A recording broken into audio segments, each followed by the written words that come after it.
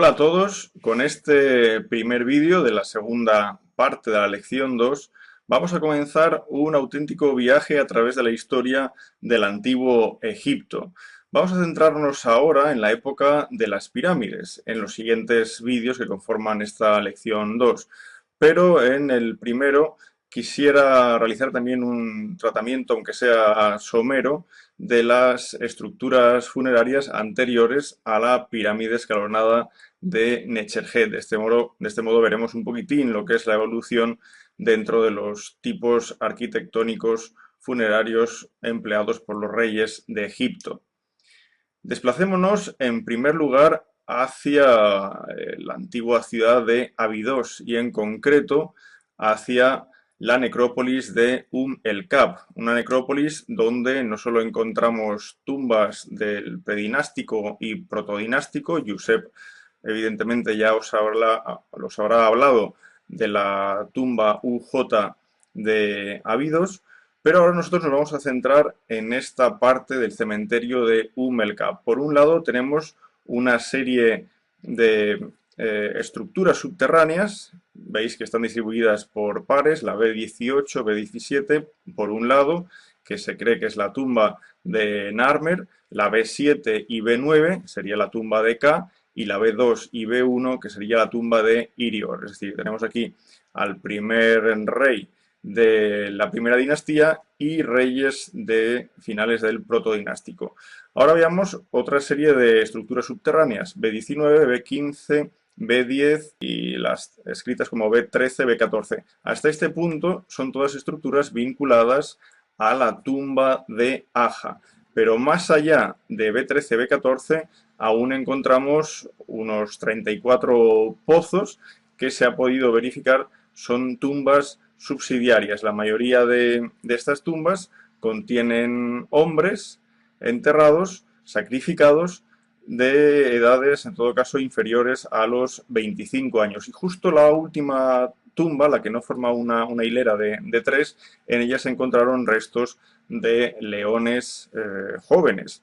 Por encima de este complejo del rey Aja, que sería el segundo rey de la dinastía I, encontramos la estructura O, que corresponde al faraón Yer. Este faraón Yer, que sería el tercero de la primera dinastía, tiene un altísimo número de tumbas subsidiarias, unas 338 tumbas subsidiarias. Aquí se han encontrado bueno, también restos humanos que evidencian esos sacrificios a los que hacíamos referencia anteriormente.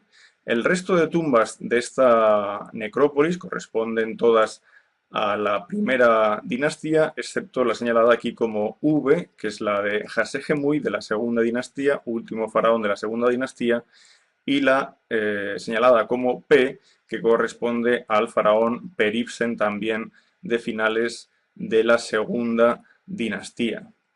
Aquí podemos ver la tumba de Yer, a la que hacíamos referencia anteriormente, una tumba que en época antigua se pensó podría ser la tumba de Osiris, y por este motivo, bueno, se realizaron multitud de deposiciones de objetos cerámicos como ofrenda al rey de los muertos, al dios de los muertos Osiris, de modo que la acumulación de cerámicas fue tan grande a lo largo de los siglos que por eso en tiempos actuales a esta necrópolis se la llama el Kab, la madre de las cerámicas.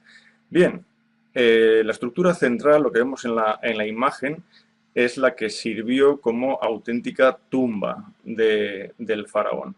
Y alrededor, esas pequeñas cámaras que vemos son las que en el plano anterior os comentaba corresponden a tumbas subsidiarias. ¿Cómo eran estas tumbas en su superestructura? Claro, lo que hemos visto en la foto anterior es lo que queda por debajo del nivel del suelo, pero ¿qué había por encima? En el caso de la tumba anterior, la tumba de Yer, tras las excavaciones en 1988 del Instituto Arqueológico Alemán, se dedujo que por encima de la subestructura habrían dos túmulos, uno sobre otro. ¿Qué había por encima de esos dos túmulos? Quizás una estela con el nombre del faraón o quizás una estructura de carácter efímero, como la tumba 1 de Hieracómpolis. En realidad no se tiene constancia de qué tipo de estructura podía haber. Pero, por ejemplo, otra opción que se ha barajado siempre para estas tumbas de la primera dinastía es la presencia de mastabas como la que veis reproducida aquí y que correspondería a la construcción de la tumba de Merit Neit. Merit Neit estaría entre el faraón Yer y el faraón Yet. Ella habría servido como regente del país durante la niñez de Yet. Y esta Merit Neit nos ofrece una estructura funeraria con una mastaba, según se reconstruye aquí, una mastaba con estelas en las que aparecería el nombre de la reina, alguna de las cuales se ha conservado, y alrededor de toda esta superestructura tendríamos otra vez una serie de tumbas subsidiarias que en este caso corresponderían en su mayor parte a mujeres. De hecho, un gran número de estas tumbas tenían estelas y gracias al nombre que aparece en las estelas se puede identificar si la tumba era para un individuo femenino o masculino. Entonces, de las 97 estelas que se han hallado aquí, 76 pertenecen a mujeres y 11 a hombres. Y 2 parece ser que pertenecen a enanos. Esto nos da un poco la idea de cuál es el tipo de individuo, al menos por sexo, que fue sacrificado para acompañar a esta reina que fue regente de Egipto. Vayámonos ahora a otro emplazamiento importante, la necrópolis menfita por excelencia es la necrópolis de Saqqara. Y en Saqqara hallamos una mastaba muy curiosa, es la mastaba 3038, que corresponde a la época del rey Anedjib, uno de los últimos reyes de la primera dinastía, en realidad el antepenúltimo rey de la primera dinastía. Si nos fijamos bien, esta mastaba nada tiene que ver con la idea que podríamos tener preconcebida, ¿no? Una estructura rectangular de lados inclinados hacia el interior, formando una especie de banco, que es lo que le da el nombre árabe de mastaba. En este caso, 3 de los lados corresponden a una estructura escalonada, pero hay que tener en cuenta que esta estructura estuvo dentro de un túmulo de tierra que se apoyaba en un muro circundante con decoración de fachada palacio. En todo caso, es cuanto menos curioso observar cómo en nombres del rey Anedjib se observa esa misma tipología, ¿no? de pirámide escalonada. Hay quien habla, por lo tanto, de que aquí podría estar en concepción el origen de la primera pirámide escalonada.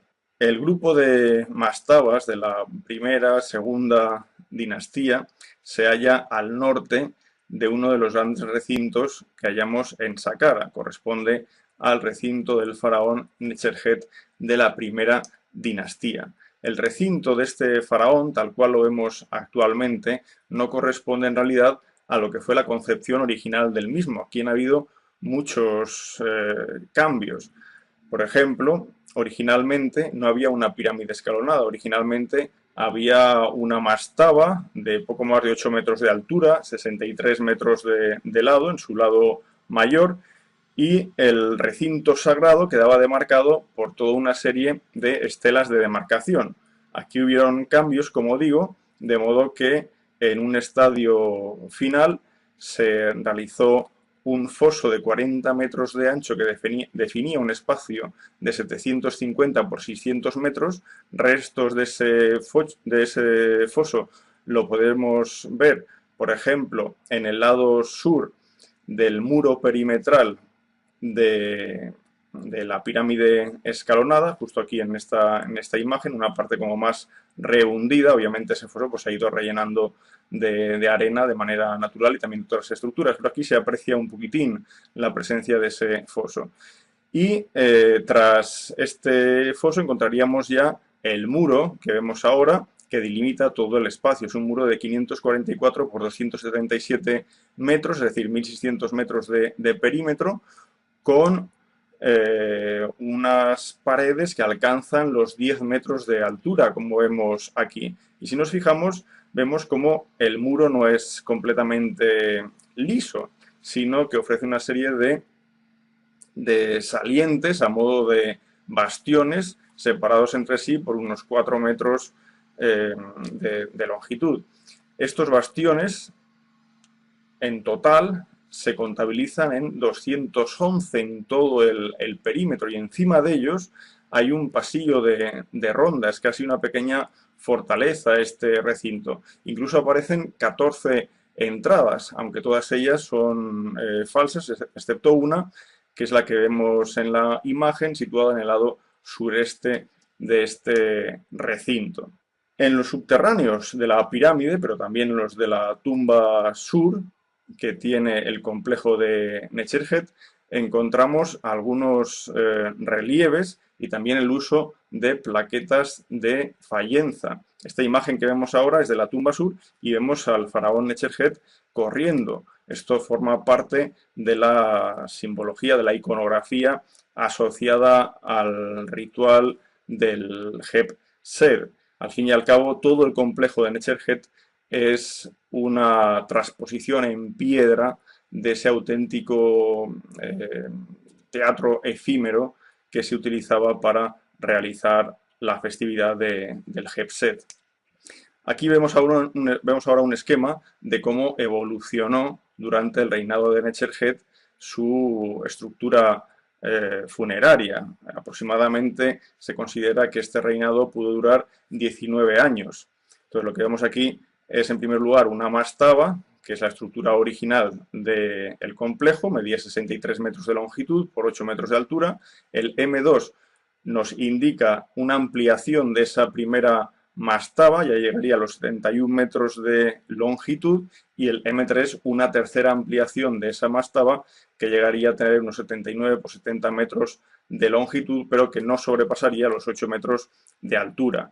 Justo esta ampliación llamada M3, la fase 3 de la mastaba, lo que hizo fue cubrir, tapar los 11 pozos que en el lado este tenía la mastaba, 11 pozos dedicados, los primeros, para enterramiento de familiares. Aquí se han hallado, por ejemplo, las improntas de cilindros sellos de Imhotep, el famoso constructor de la pirámide escalonada de Necherhet, que en época tardía incluso fue vinculado al dios Asclepios y que en Memphis incluso se consideró como un hijo de Ptah y Sehmet. Pero posteriormente a estas tres mastabas, o a esta mastaba con tres fases constructivas, mejor dicho, hallaremos una primera fase de pirámide escalonada, una pirámide que alcanzó los 4 escalones, 42 metros de altura y 85 metros de lado. Sin embargo, tampoco fue esta la última fase constructiva, aún se realizó una última, que es la que veríamos actualmente si fuéramos a Saqqara, que constituye una pirámide escalonada que alcanza o supera los 60 metros de altura y que en su base tiene unas dimensiones de 109 por 121 metros. Ahora me gustaría haceros referencia a un hecho, y es la vinculación del faraón difunto con las estrellas circumpolares, aquellas a las que los egipcios reconocen como las que no conocen el ocaso, o dicho en egipcio, las Igemu Sekiu. Varios pasajes de los textos de las pirámides nos hablan ya de cuál es el carácter de este tipo de estrellas. Si uno está entre las Igemu Sekiu, nunca perecerá. Los dioses septentrionales se vinculan a las Igemu Sekiu. El cielo septentrional, por otra parte, se vincula a las Igemu Sekiu. Los Ahu se asocian a las Igemu Sekiu. Los Ahu recordemos que son esos entes espirituales, luminosos, que forman parte del ser. Un ser está compuesto por varias partes, y desde el punto de vista de lo espiritual tendríamos el Ba, el Ka, pero finalmente el Aj, de modo que los Aju son esos entes espirituales, luminosos, eficaces, depende de la traducción que queramos utilizar, que trascienden del cuerpo del difunto y se dirigen a este mundo circumpolar que es objetivo, ¿no?, del faraón difunto. Por esa razón, todas las pirámides en Egipto tienen su entrada en el lado norte. Fijémonos bien, las únicas excepciones se van a producir en la dinastía 12, por razones de seguridad, no por otra razón, porque claro, ya era evidente para los ladrones que la entrada siempre estaba en el lado norte. Esto facilitaba la operación de estos ladrones. En todo caso, fijémonos como siempre coincide lo que os digo, la entrada en el lado norte. La imagen de la izquierda corresponde a la pirámide escalonada de Necherjet, entrada en el norte. La foto de en medio, de arriba, en la parte superior, corresponde a la pirámide roja del faraón Snefru de la cuarta dinastía, entrada en el norte. La de abajo corresponde a la del faraón Teti, primer faraón.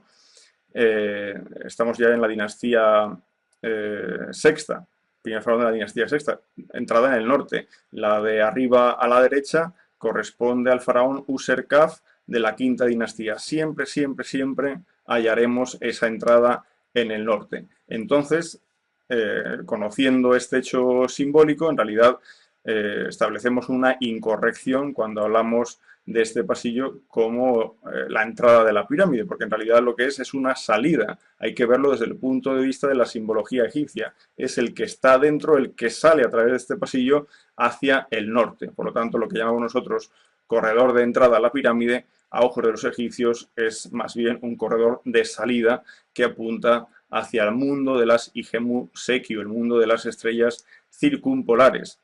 Y dentro de este contexto simbólico, evidentemente no quisiera dejar de lado mencionar el Serdab del rey Necherjet, situado al norte de su pirámide, muy cerquita de donde está la entrada. Este Serdab presenta dos orificios, que son los que podemos ver en esta imagen, y si nos asomamos por esos orificios, podemos ver en el interior una estatua del faraón, una estatua con la vestimenta del Hebsed. La estatua original se halla actualmente en el Museo del Cairo. La que veríamos ahora en el interior es una copia. Gracias a un estudio arqueoastronómico realizado por el astrofísico Juan Antonio Belmonte, sabemos ya sin ningún género de dudas que en época de Necherjet estos orificios apuntaban a dos estrellas bastante importantes. Por un lado, Dube, y por otro lado, Kochab. Dube es la estrella alfa de la Osa Mayor, es la que veríamos en el círculo de abajo a la izquierda, y Kochab es la estrella beta de la Osa Menor, que es la que veríamos en el círculo de arriba a la derecha. Como vemos reproducido en este dibujo, estas dos estrellas se situarían justo en la punta de una constelación que a ojos de los egipcios sería vista como una transposición en el cielo del Necherti, ese instrumento utilizado durante el ritual de la apertura de la boca. Pero a esto quiero añadir otra cosa, y es que más allá de apuntar a ese extremo de uno de los instrumentos más importantes utilizados durante el ritual de la apertura de la boca, aparte de eso habría que observar otra serie de detalles. Por una parte, por los textos de las pirámides, sabemos que la constelación de la Osa Mayor no solo tenía forma de pata de toro, la Mesjetiu que conocemos por techos astronómicos de otras épocas, sino que, como decía antes, podría verse a modo de azuela. Por eso uno de los textos de las pirámides nos habla de la azuela de Upuaut y nos dice que es la azuela de hierro, pero recordemos que en esta época aún no estamos en la edad del hierro. Fijémonos ahora en esta imagen, pertenece a la tumba de Tutankamón y en ella vemos al faraón Ay realizando con ese instrumento uno de los episodios del ritual de la apertura de la boca a Tutankamón. Tutankamón en forma de Osiris ya difunto. Y fijémonos en el extremo de ese instrumento.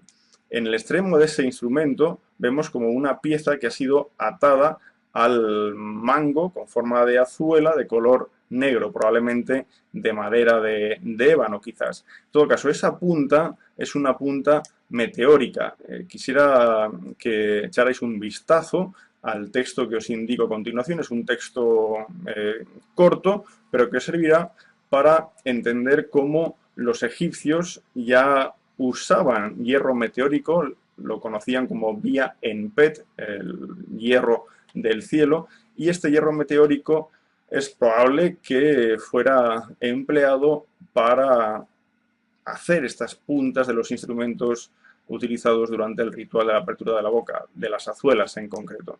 Bueno, más allá de este aspecto simbólico que no quería dejar de mencionaros, vamos a continuar con la evolución de las pirámides, en primer lugar con la pirámide escalonada de Sehemhet, que sería la pirámide de la izquierda. Es una pirámide que quedó inacabada, pero tiene un recinto similar al de Necherhet, un recinto de 545 por 190 metros, y las dimensiones de la propia pirámide son de 120 metros de lado y aunque está inacabada, teóricamente podría haber alcanzado los 70 metros de altura. Como vemos en este caso, todo el sistema de almacenaje rodea tres lados de la pirámide, tres lados en su aspecto subterráneo, formando una especie de U. Aquí la curiosidad es que el sarcófago del faraón se halló en la cámara sepulcral, inacabada, pero el sarcófago cerrado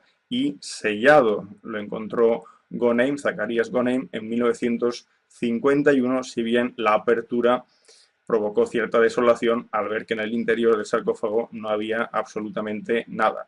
Y la pirámide que vemos a la derecha continuaría con esta fase de la tercera dinastía con pirámides escalonadas.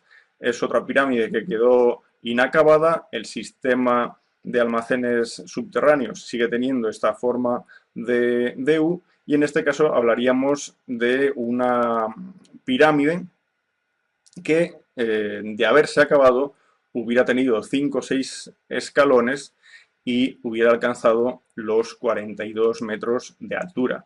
Pero vale la pena observar ahora un detalle de la estructura interna de esta pirámide, puesto que cuando lleguemos a la cuarta dinastía veremos cómo el modo de construcción va a evolucionar a las hiladas horizontales, y aquí no es eso justo lo que estamos viendo.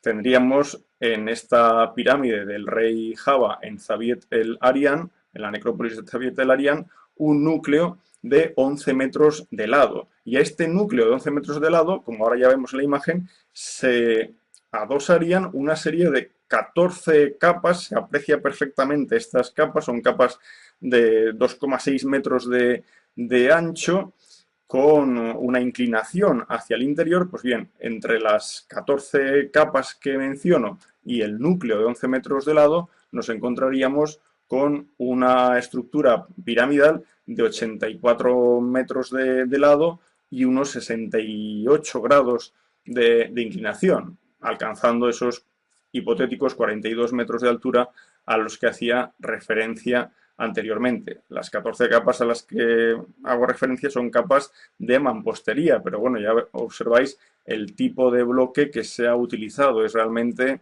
irregular y poco tiene que ver con los bloques perfectamente tallados y de piedra de buena calidad que observaremos ya en la cuarta dinastía.